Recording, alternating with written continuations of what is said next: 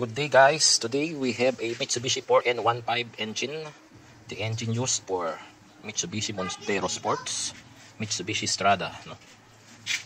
Today we are going to replace the fuel filter of Mitsubishi 4N15 using an OEM product from Bic fuel filter F193.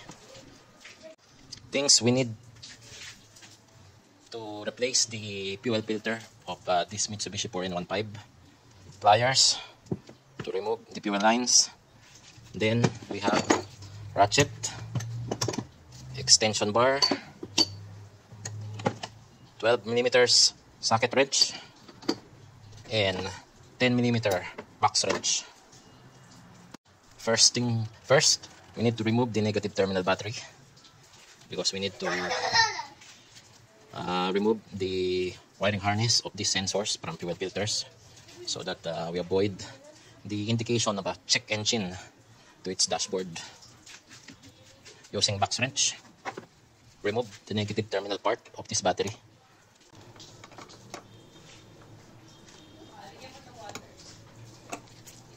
Box wrench. You can also use a 10mm socket wrench to remove this battery terminal. Okay. Remove the fuel line out using pliers. Remove the clippings.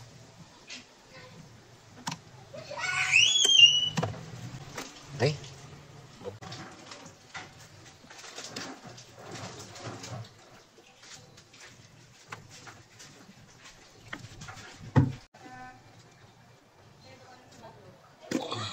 Okay. Pinch it. Okay. Then the second wiring harness, pinch, then pull it out. Okay. Okay. Move counterclockwise so you can loosen this bolt.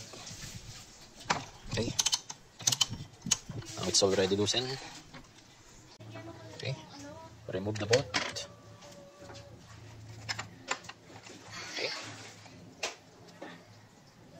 Already remove the bolt.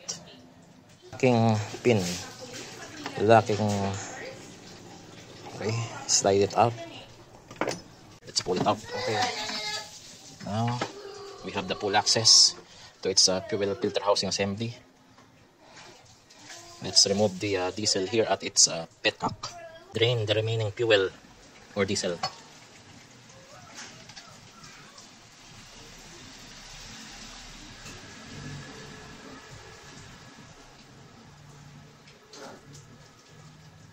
Open.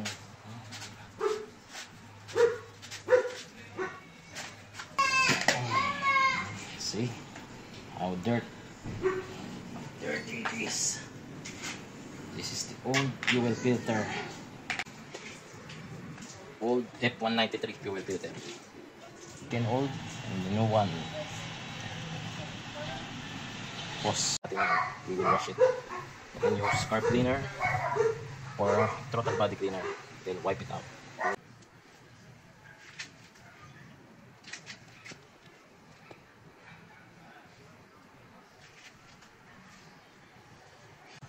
Install the new fuel filter from this housing assembly. First, kabit muna natin yung petcock valve. Yan. Okay. Let's install the new F193 fuel filter. Okay, gasket here.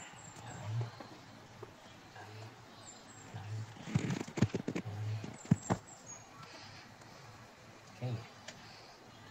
Okay, yan. Nakabit na. Then, on fastening the upper body part, kailangan we need to follow the markings from lower body to the middle body and to the upper body. Ito, yan o, hindi rito. So pagtatapat-tapatin mo lang yan, no? To avoid leak and in order to fasten up this fuel filter housing assembly. Yan. Okay. Pause mo muna. So we need to tighten it up using the wall, then in between with the cloth to avoid scratch. Push toward the body, gets the upper part, then move clockwise this reading. Turn, then second turn,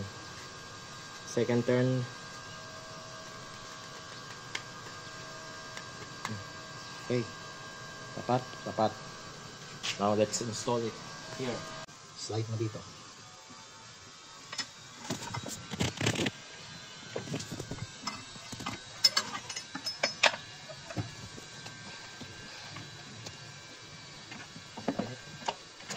Okay, then the lock.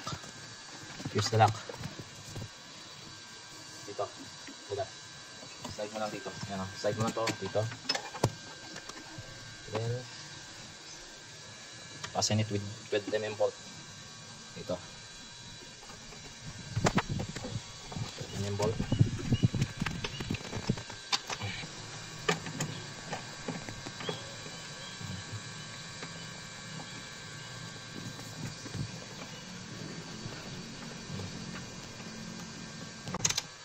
Dito, tingnan mo dito. Yan. Ano? Okay. Yan na.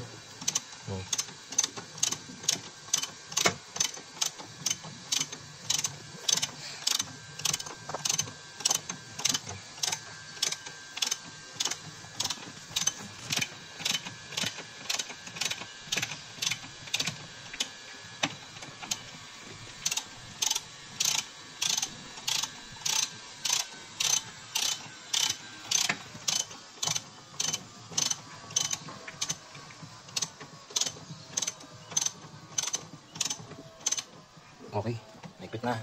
Attach the fuel line in. Okay.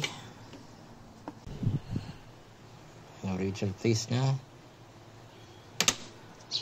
Ito ang original place.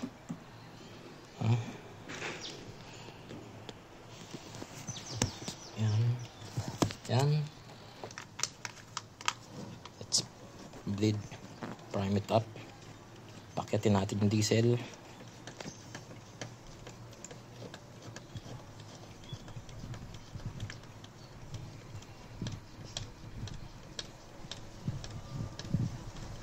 Okay, pakit na yung diesel. Okay lang yan. Okay. Makit na yung diesel. Makakabit natin ito yung papunta dun sa intake ng makina. So to avoid bubbles, air bubbles, let's fill it up with diesel. Ayan, man tumulo. Kabit. Yan, ganyan. Back to original place. Yan ang original place na. Okay. Then, return the wiring harnesses. Ito. Dito. Nakikita nyo? Dito. One, click. Ayan, click. Then, pangalawa dito. Ito. Here. Ayan. Snap click. Then, kabit na natin tong battery terminal.